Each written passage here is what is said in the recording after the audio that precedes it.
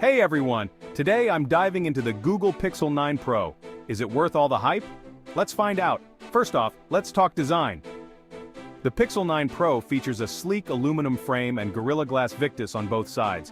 It feels premium, solid, and honestly, it's a head-turner. But you know what they say, looks aren't everything. Now, onto the display. The Pixel 9 Pro sports a 6.7-inch LTPO AMOLED display with a 120Hz refresh rate.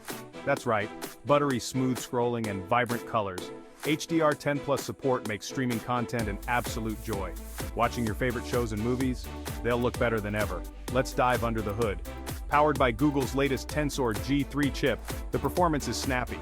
Multitasking, gaming, and even video editing are handled with ease. And with up to 12 GB of RAM, there's no lag in sight.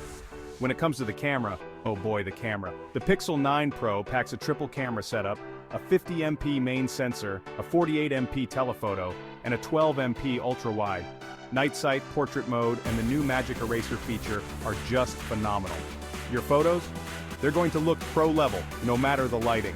Battery life is also impressive. With a 5000 mAh battery, it easily lasts through a day of heavy use. And if you're in a hurry, the fast charging and wireless charging options have got you covered. One of the standout features is the software experience.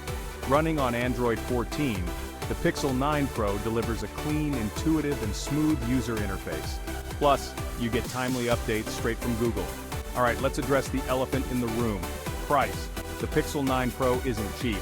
It's definitely in the premium segment, competing with the likes of the iPhone 15 Pro and the Samsung Galaxy S24 Ultra.